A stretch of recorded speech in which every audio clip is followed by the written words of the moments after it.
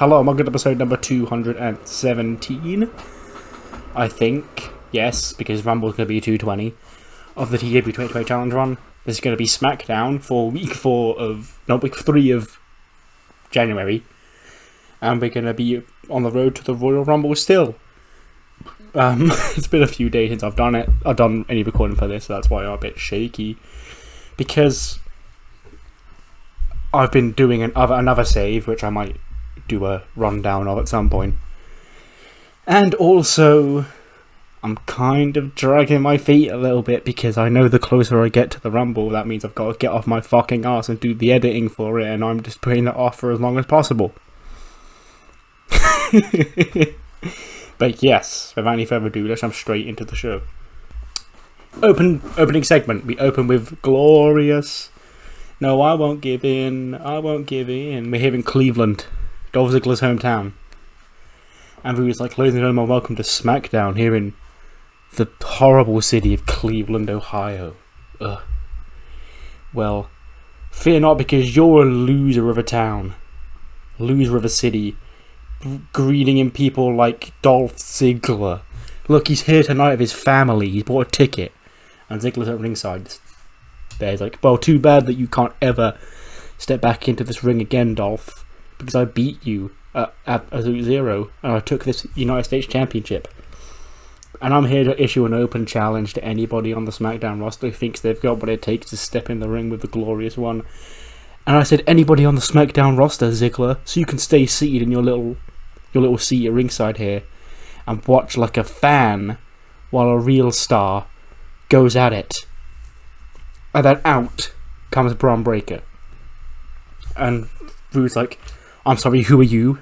He's like, my name's Braun Breaker. And you're a fucking piece of shit. Go get a dog. Slapped him in the face. And Roode's like, okay, kid. What do you think? You're coming out here like you're John Cena and I'm Kurt Angle? Well, this is going to have the same result, boy. And you get to watch, Ziggler gets to watch as I beat the future of this company right now with my championship on the line. So the bell rings, and Roode and Breaker go at it for a couple of seconds when the ruckus from the crowd, and the security tries to hold Ziggler off, but he jumps over the barricade and clocks Bobby Roode with a super kick, allowing Braun Breaker to quickly scoop up Roode into a gorilla press and hit a power slam. And his first official match on the SmackDown roster, Braun Breaker gets the 1-2-3, and he's the new United States Champion. 44 for Braun and a 91 for Bobby Roode. So Ziggler, he knew what he was up to. He was gonna screw Bobby Roode here tonight. And he's done just that. Moving on from Breaker's big celebration, we get a big long history vignette of Seth Rollins and Roman Reigns. It's not even because I don't have anything to advance the story with them. I could have easily done it. But with this, I feel like it's the best way to advance the story between these two is with a big history video package to catch everybody up on the path from the Shield, all the way to Seth returning from injury that one time to beat him Money in the Bank, all the way to SummerSlam last year where Roman became the tribal chief by betraying Seth and along with the Usos. And at the Rumble, they're going to go at it one more time. The Rock and Roll Express are in the ring, and they're like, we've been on this retirement tour for a couple of months now. We've had a couple of shots that we get to wrestle up with some of the greatest tag teams of this generation. And one thing me and Ricky never got to do was be a part of the Royal Rumble match. So we would like a Royal Rumble qualifier tonight. And then Bivens comes out and he's like, you two old washed up has-beens don't deserve a spot in the Royal Rumble. That's for prime athletes. Athletes like AJ Styles. Athletes like Kevin Owens. And one of my athletes is going to win the Rumble. So if you want a qualifying match right now, how about one of my guys will take you on? And Morton's like, well, when we both want to get in, Bivens, why would it only be a one-on-one match? And Bivens like, oh, it's not. But I only need one of my guys to beat you both. Then out comes Omos. This is a Rumble qualifier. Omos against both members of the Rock and Roll Express. 47. The Giant, the Colossus, is in the Royal Rumble. He hits a double choke slam on both members, probably pins them both. And that is a threat. Not to use the cliches from when Big Show was wrestling, but can anybody eliminate this mountain of a man? 72 for Omos and 29 for both the Rock and Roll. We then get a recap of the opening segment in case you missed it. Dolph Ziggler screwed Bobby Roode out of his US title and Braun Breaker is the US champion. We then cut to an angry Bobby Roode storming into Pierce's office like, Pierce! And as soon as he opens the door, he's really angry, and RJ sort of hides behind Pierce because he's scared of him. And Roode's like, well, no, we need to inverse that decision. Dolph Ziggler, he's not supposed to be here, he's not on this roster. So we're going to null and void that match, and I'm going to get my championship back, right? Pierce's like, well, you took the open challenge, and Braun Breaker defeated you. It wasn't Dolph Ziggler who accepted the challenge. So I guess the result stands. Pierce's like, whoa, Roode's like, what the fuck, bruh? What are you doing? You're shit.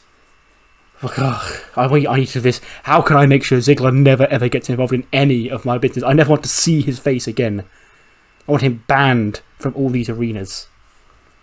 And Pierce is like, you got Ziggler. He was fired at SummerSlam, and he was fired again at No Mercy. Not No Mercy, at Absolute Zero. How about we give him one last shot? Let's call it Ziggler's last stand.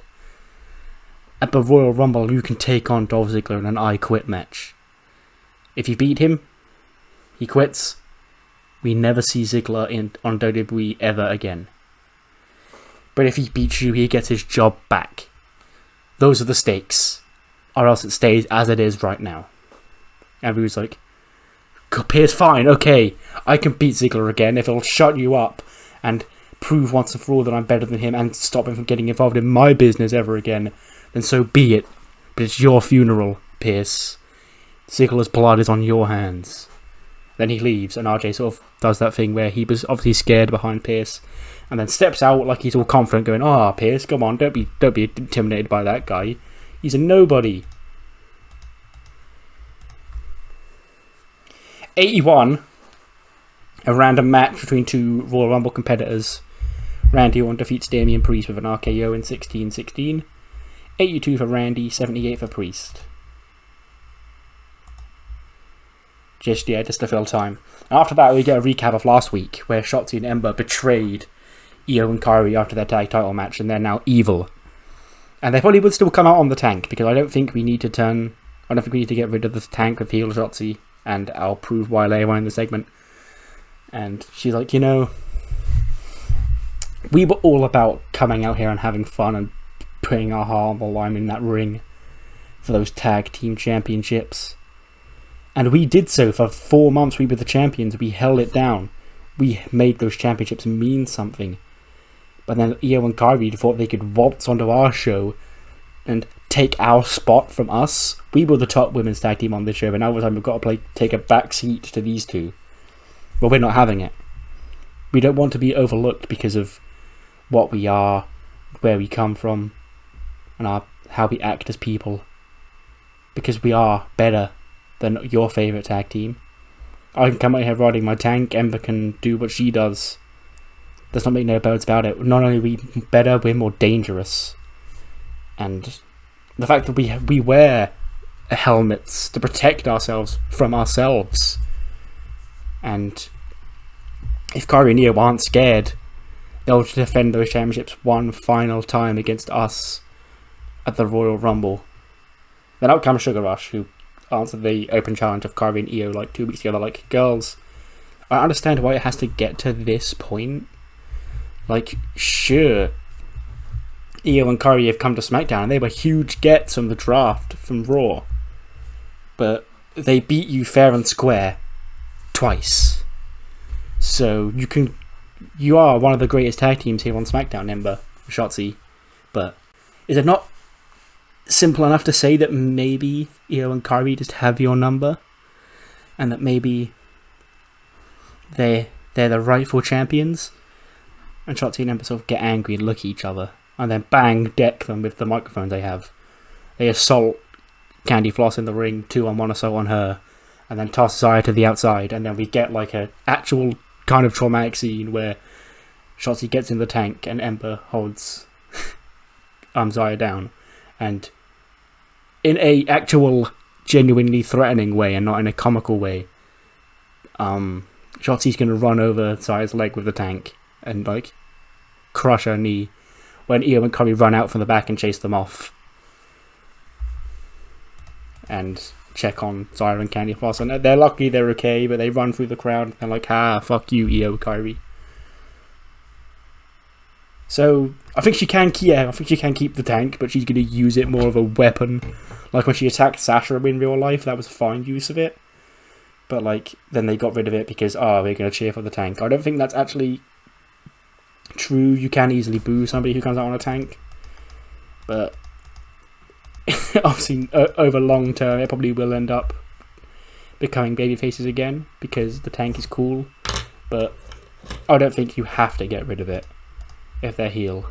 You can just make sure it's a slightly bigger, less silly looking tank, and she actually uses it as a weapon and a way to try and one up people in combat. Gulak and Matt Riddle are in the ring. They're doing like the what Brian and Gulak used to do when they were partners. They were doing those little chest bumps against each other. They're doing that in the ring because they're tag teaming tonight in a Royal Rumble qualification tag team match. Again, out come their partners, New America. And Ali's like, look at this, Sammy. Sammy, of course, is still just straight-faced, non-responding. It's like, look at this, Sammy. This is what we're up against tonight. These two goofs. That guy there, he stole my United States Championship from me. My message would be stronger than ever if I still had the championship of this country round my waist. And that guy took it from me, and now he's got a new friend. Don't even know if he knows where he is, Sammy. This is exactly what we're trying to stop. This is what used to make America okay. But us going forward, we're gonna be what's gonna make this country truly wonderful yet again, and it's going to start when one of us wins tonight and we win the Royal Rumble, Sammy. Now you go stand on the apron and watch me do my thing. I'll tag you in if I need you. A 90 rated tag team match doesn't go well because Ali gets pinned by the bro Derek because Sammy, he goes to tag Sammy and he's like, Sammy, come on, and Sammy just doesn't ever extend his hand out. And Sammy's just non-responding, he's just there, he's just watching. And like, Ali tries to tag him in, but Sammy doesn't tag in. And just stands there and watches as Ali basically gets 2-on-1 pinned. So Gulak and Riddle qualify for the Rumble, and Sammy and Ali are missing out this year. 78 for Ali, 75 for Sammy, 91 for Gulak, and a 94 for Riddle.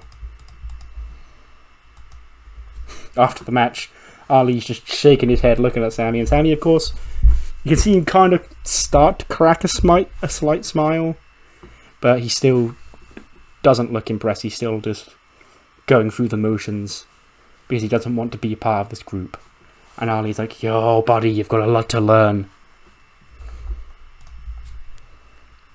Quick segment, Zelina and Andrade talking about how black spooky mind games won't work on them. And next week it's going to be Andrade and Aleister Black 1-on-1 in a Rumble qualifier. What the ever-loving fuck? Andrade gets a fucking 90 rated match out of Mark Andrews. Andrade gets a 94. Andrews gets a 70. What the shit? Mark Andrews has a 90 rated match with Andrade. 84. We're back in Ali's little hub. His little base of operations. He's like, you know, I'm not impressed tonight, Sammy. You bet you think you're clever. You think you got one over on me, and you kind of did. See, I'm man enough to admit that, Sammy. But you're not man enough to admit that when I'm right. And that is with this whole thing, see? Because everything that's wrong with America was personified in Drew Gulak and Matt Riddle. And I hear on Raw they're doing a tribute night for John Cena. Yeah, that John Cena, American villain, who's being given all these opportunities despite, not being welcomed. Sammy, you know what we have to do? And Sammy just sort of looks blankly. He's like, I hear that everybody, Raw, SmackDown, past, present, future, everybody's invited to come and celebrate the life of John Cena next week on Raw. And we may have to pay Raw a little visit next week, Sammy, because he's a villain in our game. And the message will have to be delivered louder than ever because of what you've done tonight. John Cena's blood will be on your hands, Sammy.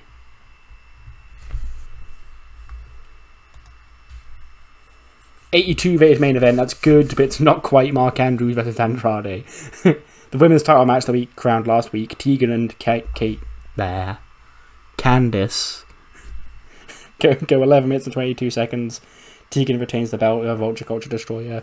Just two friends going at it in a friendly competition.